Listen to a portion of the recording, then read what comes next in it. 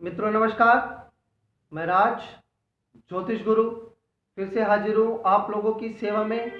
और हर बार की तरह इस बार भी मैं एक नई जानकारी एक नए विषय के साथ आप लोगों के समक्ष प्रस्तुत हूँ। इस वीडियो में मैं बात करूँगा अपने विद्यार्थियों के लिए। पूरे देश में या कई राज्यों में बोर्ड के पेपर शुरू होने वाले, और जो 10वीं के और जो 12वीं जो क्लास जो कक्षा के जो विद्यार्थी हैं, जो छात्र छात्राएं हैं, वो इसमें हिस्सा लेने वाली है। हर साल 10वीं और 12वीं के जो एग्ज़ाम होते हैं वो हर साल होते हैं, इसमें कोई नई बात नहीं है। लेकिन इस बार क्या है कि इस बार का सिनेरियो थोड़ा अलग है, और वो कोविड-19 यानी कि कोरोना डिसीज़ की वजह से है। जैसे कि हम जानते हैं कि 2020 में लॉकडाउन लगा था, तब से लेके अब तक हमारे जो 10वीं और 12वीं का, हालांकि दूसरी क्लासेस के विद्यार्थी भी हैं लेकिन वो छोटी क्लास हैं, उन्हें थोड़ी सपोर्ट मिल जाती है घर से भी और टीचर से भी। लेकिन जो 10वीं और 12वीं के जो हमारे विद्यार्थी, जो हमारे स्टूडेंट्स हैं, वो इस पूरे लॉकडाउन में उन्होंने ऑनलाइन पढ़ाई की है। स्कूल बिल्कुल ना के बराबर गए हैं। जो मदद उन्हें एक दूसरे के साथ पढ़ने से मिलती थी, जो मदद उन्हें स्कूल में टीचर्स के साथ रूबरू होने से मिलती थी, वो उस मदद से इस बार के जो 10वीं और 12वीं के जो स्टूडेंट्स हैं वो वंचित रह गए हैं। बहुत से स्टूडेंट्स स्ट्रेस में आ चुके हैं, बहुत से स्टूडेंट्स को एंग्जाइटी हो चुकी है, बहुत से स्टूडेंट्स में घबराहट हो रही। तो ये मेरा वीडियो अपने उन सभी बच्चों के लिए, उन सभी विद्यार्थियों के लिए जो 10वीं और 12वीं के बोर्ड के पेपर में आगे जो मई में होने वाले हैं उसके लिए जो तैयारी कर रहे हैं या जो वो एग्ज़ाम देंगे, उसी के लिए है। अगर आपके घर में कोई ऐसा बच्चा है तो आप इस वीडियो को ज़रूर देखिए, या आपके अगर किसी रिश्तेदार या दोस्त के घर में ऐसा बच्चा है जो 10वीं और 12वीं के पेपर देने जा रहा है, तो आप ये वीडियो उनके साथ ज़रूर शेयर कीजिएगा। तो सबसे पहले मैं अपने स्टूडेंट्स को, अपने छात्र छात्राओं को एक बात समझाना चाहता हूँ कि घबराने की कोई ज़रूरत नहीं है। जो लोग 10वीं के बोर्ड के पेपर दे चुके हैं, 12वीं के बहुत अच्छी तरह से जानते हैं कि ये जस्ट लाइक ऐसा ही है कि आपने अपने स्कूल में पेपर नहीं दिए, दूसरे स्कूल में पेपर दे दिए।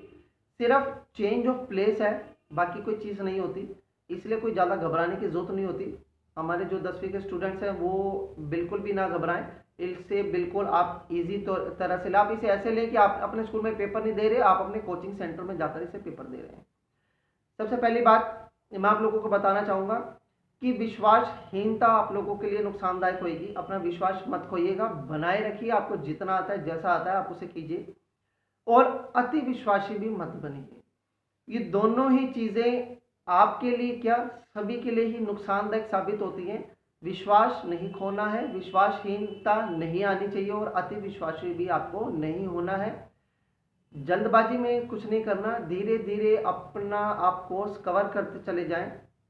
आप धीरे धीरे, क्योंकि अभी तो मई में होने, आपके पास 1-1.5 महीना पूरा है, धीरे धीरे आप कोर्स अपना कवर कर लेंगे और अच्छे नंबर से, मुझे उम्मीद है और मैं भगवान से यही प्रार्थना करूंगा कि जितने भी बच्चे 10वीं और 12वीं के बोर्ड के पेपर देंगे, भगवान उन सबको अच्छे नंबरों से पास करे। तो सबसे पहली बात, आपको किसी तरह का स्ट्रेस नहीं लेना है, किसी तरह की एंग्जाइटी में नहीं आना है, और कोई ऐसे वीडियोस या आप टीवी पे, यूट्यूब पर ऐसे मत देखिए जिससे आपको स्ट्रेस बने।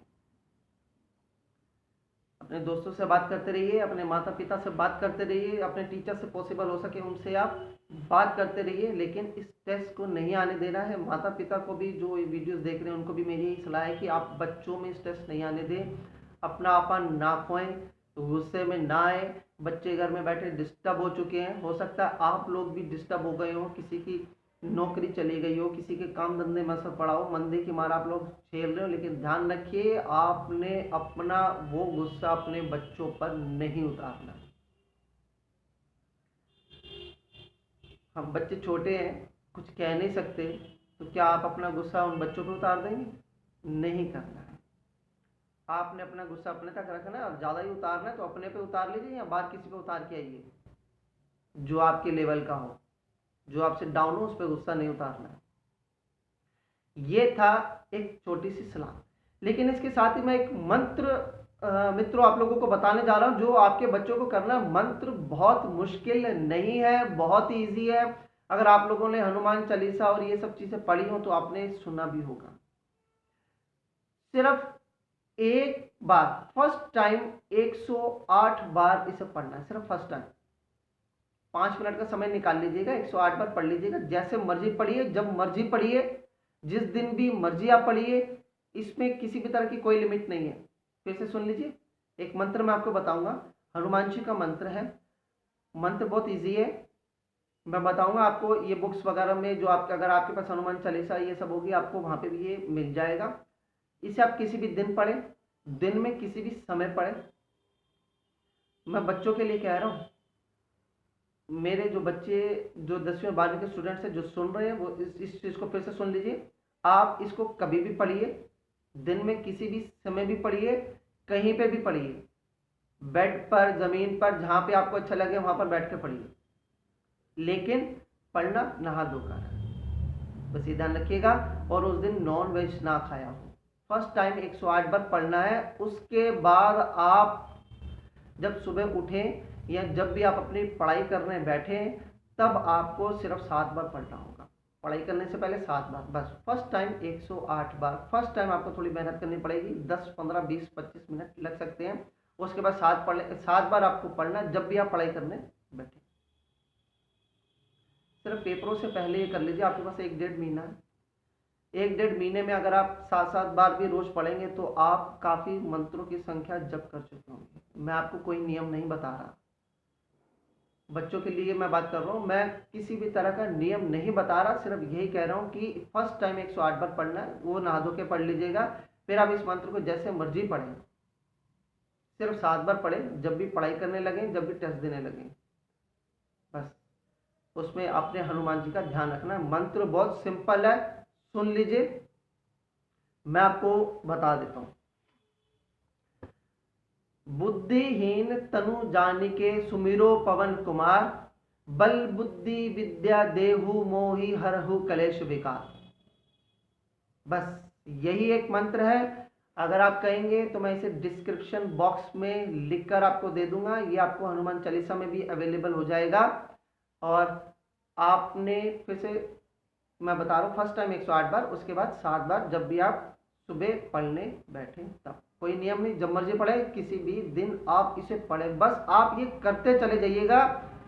अगर आप माता पिता हैं, आप अपने बच्चों को करने की सलाह देते हो तो आप देखिएगा कि कितना फर्क आपको महसूस होगा। जो बच्चे किसी सब्जेक्ट को समझ नहीं पा रहे थे उन्हें वो समझ आने लग जाएगा। जो बच्चे करना चाह रहे थे, कोई दिक्कत हो रही थी, उनकी वो दिक्कत भी सॉल्व होती चली जाएगी। आप सिर्फ इस मंत्र का चमत्कार देखिएगा, पूरी श्रद्धा रखिएगा, हनुमान जी में पूरी श्रद्धा रखिएगा, इस मंत्र पर पूरी श्रद्धा रखिएगा, पूरी विश्वास के साथ इस मंत्र को कीजिएगा। किसी के साथ आपने हर किसी को नहीं बताना कि मैंने मंत्र करना है या मेरा बच्चा ये मंत्र कर रहा है। आप ये वीडियो शेयर कीजिए, लेकिन आप ना बताएं, क्योंकि कई बार क्या होता है कि कोई दूसरा, कोई रिलेटिव, कोई रिश्तेदार, कोई दोस्त, कोई मित्र आता है तो वो टोक लगा देता है।